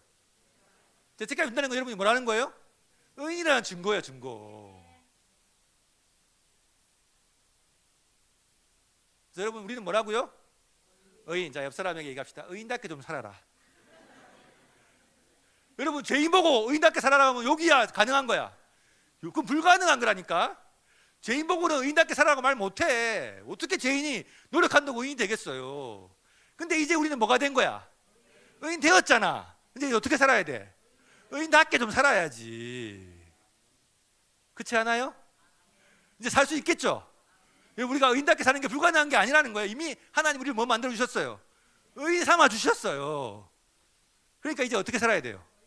의인답게 사셔야 돼요. 세 번째, 우리는 하나님의 자녀입니다. 자녀. 그 자녀됨의 특권, 권세. 제가 이렇게 제 얘기를 잠깐 드리면, 제가 저희 4살 때 저희 선친이 돌아가셨어요. 그래서 저희가 아버지를 제 기억에 없어. 아버지가 어릴 때부터 제가 예수를 26살 때 믿었거든요. 대학 들어와서 이제 CC를 통해서 예수를 믿었는데, 그 전까지 저희 모친이 독실한 불교 신자셨어요. 제가 생일이 음력 4월 초파일이야. 그래서 저희 모친이 저를 우리나라 유명한 절에 다 데리고 다녔었어요. 저희 모친이 매일 아침에 집에 그 불교 탱화 그려놓고 매일 3,000배 하시던 분이셨거든요. 그래서 제가 중학교까지 목탁 좀 때렸어요. 절에 가서. 네. 그래서 좋은 날 태어났다고 스님 상자, 스님 양아들을 상자라 부르거든요. 그 스님 상자를 우리 어머니가 팔라 그랬어. 그 정도로 제가 이제 불심이 독실한 분 밑에서 살았는데, 제가 이제 하나님의 은혜로 예수를 믿고 나서 제일 힘든 게 뭐였냐면 하나님을 아버지라고 부르는 게 어려웠어요. 한 번도 제 목소리로 아버지라고 불러본 적이 없었거든요. 근데 하나님, 주님은 되는데 아버지가 안 되는 거야. 그래서 기도할 때도 하나님, 제가 필요한 게 있는데 주시면 감사하고 안 주시면 어쩔 수 없고 막 이렇게 기도했어. 때를 기도하려고 구하지를 못했어요. 하나님과의 관계가 아버지가 아니라 내가 열심히 일하면 잘해주시고 내가 좀 잘 못하면 혼내시는 하나님, 그런 하나님을 생각했던 거예요. 그래서 하나님 앞에 칭찬받으려고 진짜 열심히 살았어요. 근데 기쁨과 만족이 없는 거야. 근데 오늘 하나님이 저에게 그걸 배우게 하시는 과정들이 있었는데, 저의 주변에 저를 위해서 기도해 주시던 그 권사님 그룹이 있었는데, 제가 젊었을 때 권사님들이 저를 끌고 기도원을 자주 다니셨어요. 그래서 저를 중간에 앉혀놓고 흔히 말하는 벌떼기를 자주 주셨는데, 그 권사님 중에 한 분이 저를 등을 짝짝을 때리면서 아버지라고 좀 불러봐라, 아버지라고 이렇게 때리셨어요. 한 6개월 했거든요. 6개월 진짜 한 6개월 받았어요. 제가 등짝을 6개월 어느 순간에 아버지 이렇게 터지는데, 기도가 그때부터 제 신앙생활이랑 사역이 바뀌기 시작했어요. 하나님을 아버지라고 부를 수 있다는 거, 그 아버지와 자녀됨의 관계. 제가 요즘 이제 제 아들들을 키우면서 처음에 제가 아빠가 될 때 참 두려웠어. 내가 아버지에 대한 기억이 없으니까 어떤 아빠가 돼야 될지 모르겠는 거예요. 근데 요즘 제가 제 아들들을 키우면서 자녀라는 것이 어떻게 아버지를 기쁘시게 해야 되는지를 배워가는 것 같아요. 그냥 제 아들이 저한테 때렸으면 기뻐. 저한테 뭘 해달라 그러는데 그게 귀찮거나 부담스러운 게 아니라 얘가 날 의지하네? 내가 얘한테 필요한 존재네? 이런 느낌이 들어서 기쁜 거예요. 근데 오히려 우리 아들이 내가 도와주려는데 됐어 아빠 내가 혼자 해볼게 필요 없어 이렇게 얘기하면 너무 섭섭한 거예요. 그게 너무 섭섭하고 내가 벌써 그렇게 필요 없는 존재가 됐나? 이런 생각이 드는 거예요. 자녀를 키우면서 하나님이 나를 향한 어떤 마음으로 나를 바라보시는지를 제가 많이 배웁니다. 여러분, 자녀됨이 하나님이 여러분을 어떻게 사랑하시느냐면, 여러분 육신의 부모보다 더 훨씬 하나님을 사랑하시는데, 하나님 가장 기뻐하는 게 뭐냐면 자녀가 부모를 의지하는 거예요. 제가 저희 대구에 있는 간사님들하고 막 이런 얘기를 하니까, 그리고 대구에 있는 간사님 중에 이제 그 3살짜리 꼬맹이를 키우는 아들을 키우는 그 간사님이 계신데 그 얘기를 하시는 거예요.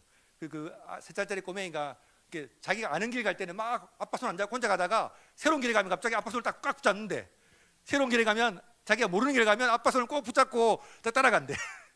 근데 그걸 보고 할아버지가 너무 신기해가지고 그 다음부터는 손주를 돌보는 시간 되면 꼭 새로운 길, 모르는 길 간대. 그러면 손주가 평생 할아버지 손 안 잡다가 할아버지 손 꽉 잡고 할아버지를 의지한대. 그 할아버지 그게 너무 기뻐가지고 꼭 손주만 오면 새로운 길을 간대. 제가 그 얘기를 들으면서 하나님이 내 인생에 때로는 내가 예측하지 못했던 고난과 어려움을 주실 때, 그게 단순히 나를 힘들게 하는 것이 아니라 내가 더 하나님을 의지하기를 원하시고 내가 더 하나님의 손을 붙잡기를 원하시는 그 마음에서 하나님이 그렇게 하시는구나, 이렇게 배우게 됩니다. 여러분, 이제 이 청년의 때 세상에 나가서 겪게 되는 많은 어려움과 고난을 단순한 고난이나 어려움으로 보지 마시고, 하나님이 우리의 인생에 하나님의 허락 없이 일어난 일은 없습니다. 우리가 욥기를 보면 잘 알잖아요.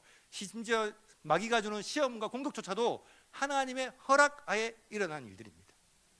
그 하나님의 허락하에 일어나는 우리의 인생에 일어난 일들이 단순히 우리를 힘들게 하거나 괴롭히기 위한 것이 아닌, 우리를 더 좋은 길로, 또 우리를 더 성장시켜주고, 또 무엇보다 우리가 더 하나님을 의지하기를 원하시는 아버지의 마음이라는 것.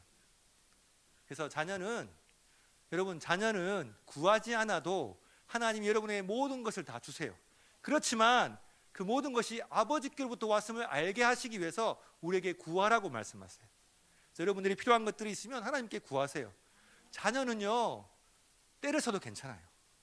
그러나 주어지는 응답이 여러분의 응답 기대와 다르라도 여러분이 어떤 믿음이 있어야 되냐면, 하나님이 주시는 것이 최고다.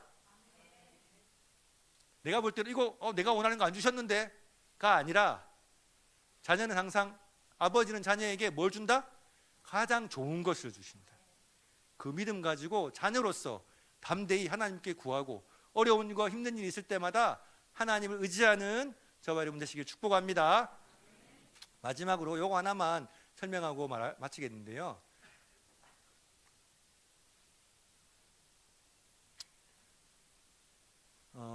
여러분, 우리가 이제 세상을 살아가는데 이 세상을 어떻게 바라봐야 되냐면, 성경은 두 가지를 얘기합니다. 먼저 요한일서 2장 15절 17절 같이 읽어보겠습니다. 시작.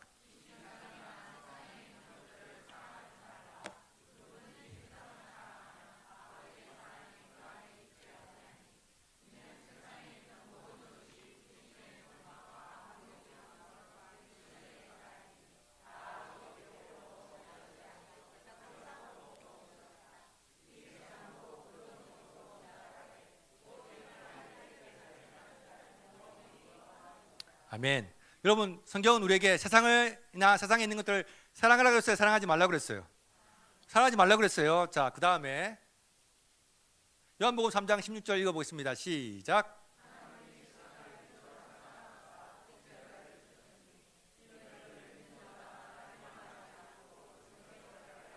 17절 읽겠습니다. 하나님이 그 아들을 세상에 보내신 것은 세상을 심판하려 하심이 아니요 그로 말미암아 세상이 구원을 받게 하려 하심이라.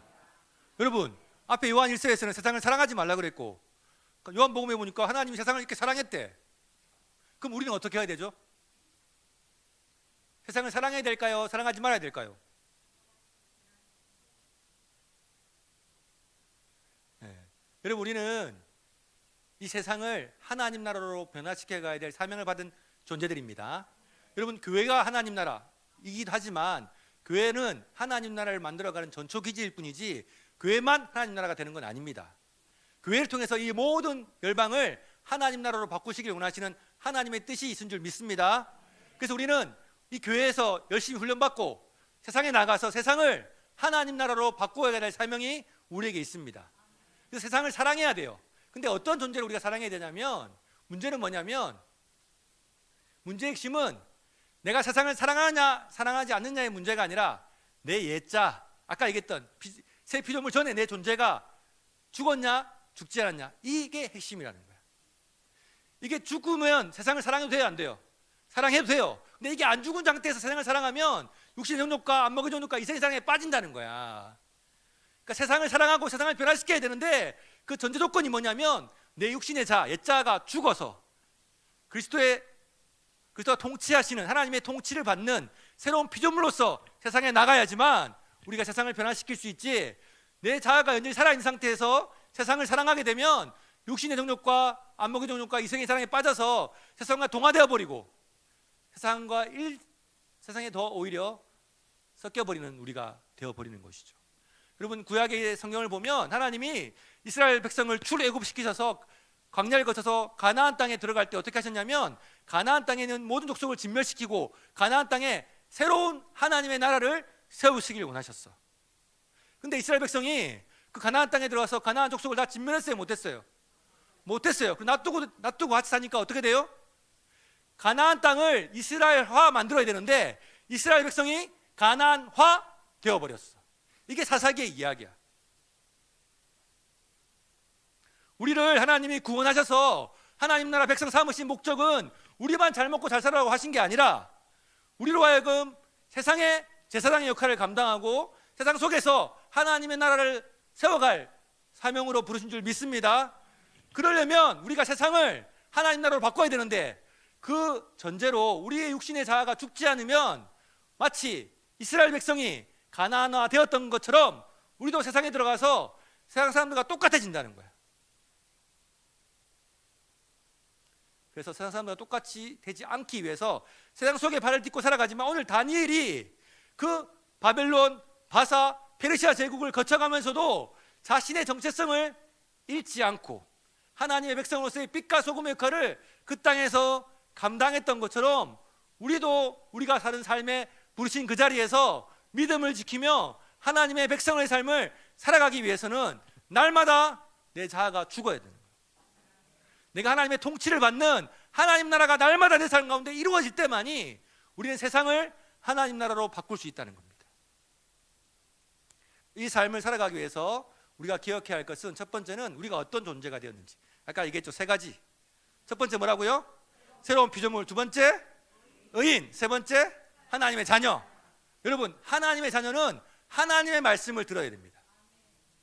여러분, 이스라엘에 가면 성경은 우리를, 하나님과 우리의 관계를 양과 목자로 비유해요. 자주 시편 23편에 보면 다윗이 그런 고백을 해요. 여호와는 나의 목자이시니. 여러분, 고대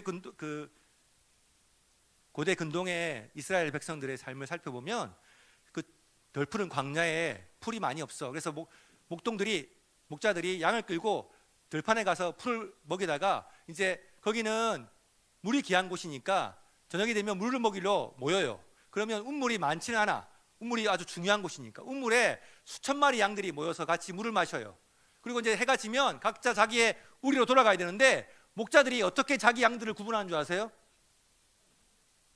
네.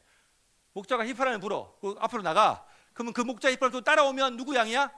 내 양이야, 내 양. 그래서 예수님이 뭐라고 말씀하냐면 양은 내 음성을 알고 나도 그를 안 하니. 그렇게 표현해. 그러니까 즉 하나님의 양은, 여러분 여호와가 나의 목자시라는 고백에는 어떤 존재가 들어가냐면 내가 그분의 양이라는 거야. 그분의 양이라는 말은 뭐냐면 그분의 음성을 듣고 반응한다는 거야. 그분의 음성을 따라간다는 거야. 내가 세상의 소리를 따라가고 세상의 소리에 반응하면서 말로는 하나님의 양이다. 여러분 내가 하나님의 양이야, 세상의 양이야? 세상의 양이지. 하나님의 양일 때만 하나님이 책임져 주세요. 목자는 자기 양만 책임져. 여러분 목욕탕에 가면 이런 문구가 붙어 있습니다. 맡기지 않은 물건은 책임지지 않습니다. 기증품은 꼭 프런트에 맡겨주세요. 맡기지 않은 기증품은 책임지지 않습니다. 하나님도 여러분에게 이렇게 말씀하실지도 모르겠어요. 맡기지 않은 인생은 책임지지 않는다. 우리가 하나님을 아버지, 하나님을 목자, 하나님을 왕이라고 부르기 전에 과연 나는 하나님의 통치를 받고 있는가? 하나님의 말씀에 반응하고 있는가? 하나님의 뜻을 따라 살고 있는가? 근데 나는 하나님의 말씀도 듣지 않고 하나님의 말씀에 반응도 안 하고 하나님 따라 안 가면서 하나님 저 책임져 주세요, 하나님 저 도와주세요, 이렇게 말하면 하나님은 나 너 모른다 이렇게 말씀하실 수도 있다는 거죠. 여러분이 하나님의 말씀에 반응하고 하나님의 음성에 반응하고 하나님의 뜻에 반응하는 삶을 살 때 당장은 망하는 것처럼 보이고 당장은 실패하는 것처럼 보이지만 여러분 인생 누가 책임져 줘요? 하나님이 책임져 주세요. 그러나 우리가 하나님의 음성에 반응하지 않고 내 뜻, 내 생각대로 내 인생을 결정하면 누가 내 인생을 책임져야 되죠? 내가 책임져야 돼요. 그래서 우리 사랑하는 우리 청년들, 이제 여러분의 삶에 많은 선택들, 중요한 선택들이 남아있죠. 지금의 하는 선택들이 여러분의 인생에 엄청난 방향의 변화들을 가져올 거예요. 그때 여러분 내 생각, 세상의 소리, 주변의 사람들의 말을 듣고 결정하지 마세요. 하나님의 뜻을 묻고 하나님의 말씀을 붙잡고 하나님의 인도하심을 구하고 그 말씀 따라 살아가면 당장은 돌아가는 것처럼 보이고 당장은 더뎌가는 것처럼 보이고 당장은 실패하는 것처럼 보일지라도 여러분 인생 누가 책임지십니까? 하나님이 책임지세요. 그러나 하나님의 뜻이 아니라 내 생각, 내 경험, 세상 사람들의 가치를 따라 여러분이 결정하게 되면 당장은 성공하는 것처럼 보이고 당장은 빨리 가는 것처럼 보이지만 그것은 실상 망하는 길이요 사망의 길이 수밖에 없다는 것. 그래서 여러분 다니엘은 여러분 우리가 다 살펴보지는 않았지만 하나님의 말씀, 하나님의 뜻을 지키기 위해 목숨을 겁니다.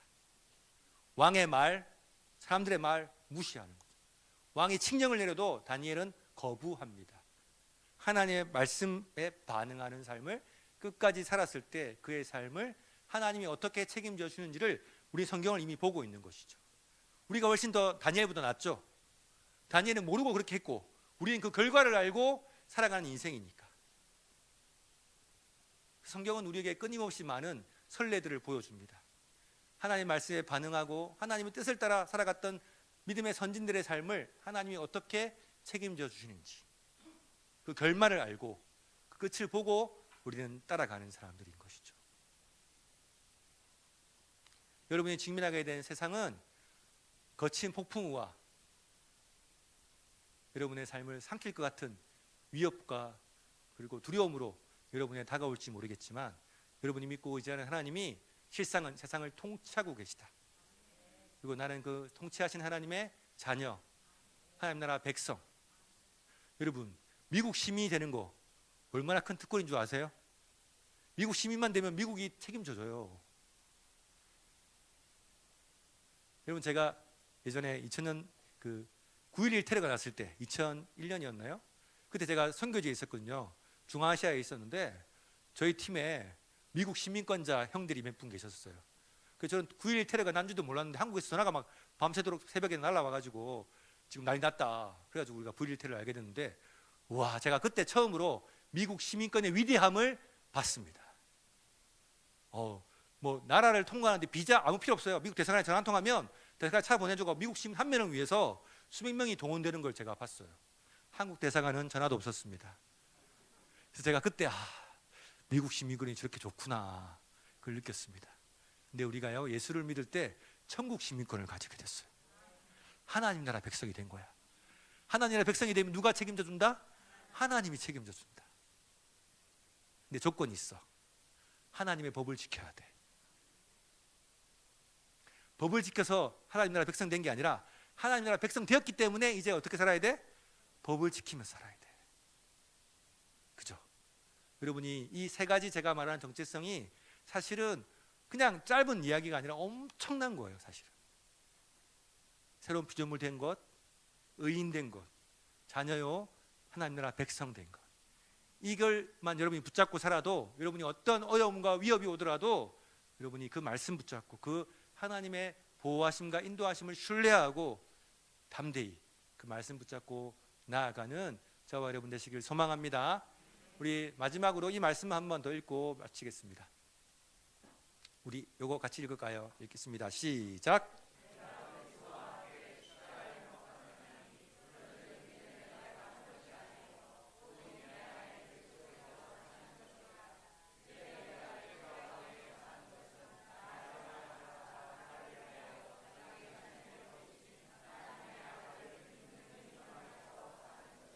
아멘.